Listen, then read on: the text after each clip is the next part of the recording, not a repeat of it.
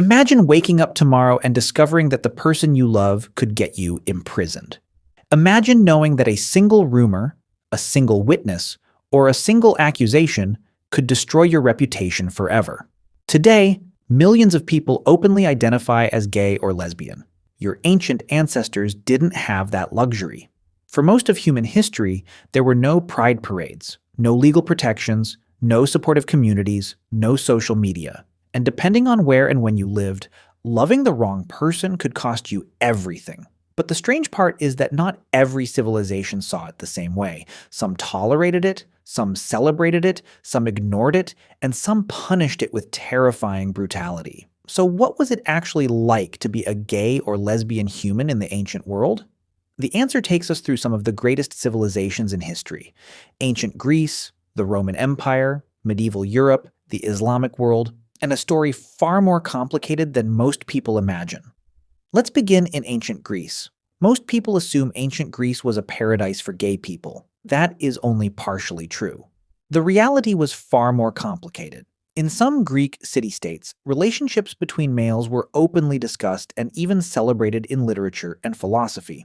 Poets wrote about them. Philosophers debated them. Soldiers sometimes formed emotional bonds with one another.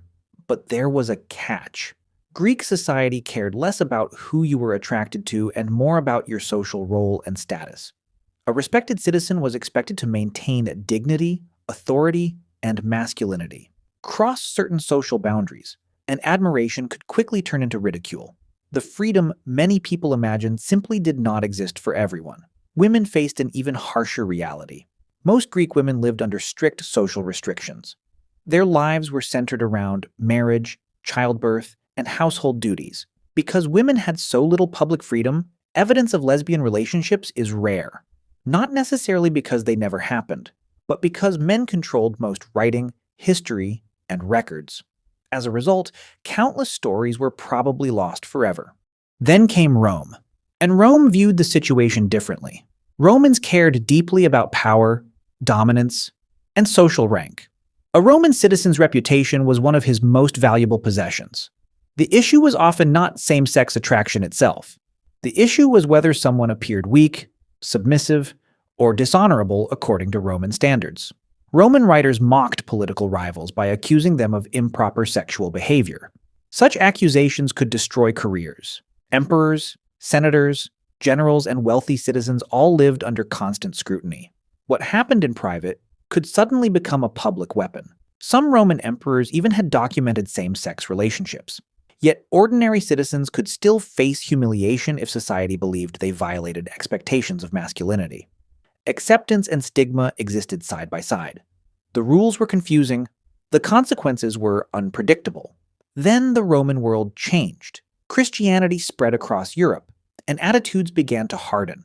By the Middle Ages, many European authorities viewed same-sex relationships not simply as unusual behavior, but as serious moral crimes. Punishments varied across regions and centuries. Some people faced public humiliation. Others were imprisoned. Some were executed. Accusations alone could be devastating. Fear became a powerful force. People learned to hide, to stay silent, to deny feelings that could place them in danger. For many, secrecy became a survival strategy. Meanwhile, in various Islamic societies, attitudes were also complex. Poetry from parts of the medieval Islamic world sometimes described same-sex attraction with remarkable openness. Love poems, literature, and art occasionally explored these themes. Yet, legal authorities often viewed same-sex sexual acts as serious offenses. Depending on the ruler, region, and period, punishments could range from fines and public punishment to severe criminal penalties. The reality differed dramatically from one century to another. What was tolerated in one city might be punished in another. The result was uncertainty. Many people lived between private reality and public expectations, and this pattern appears again and again throughout history. One civilization tolerates something, the next condemns it. A ruler changes, a religion spreads, a law is rewritten. Suddenly lives change overnight. That may be the most important lesson of all.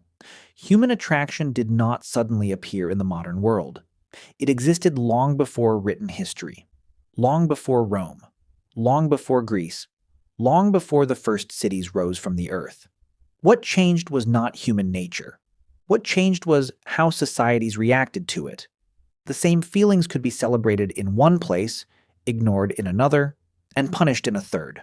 Your fate depended less on who you loved and more on where you happened to be born.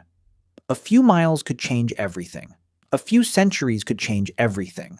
A different king, a different law, a different civilization, and suddenly the exact same person could be accepted, tolerated, or condemned. That is what truly made life difficult, not the feelings themselves, but never knowing how the society around you would respond to them.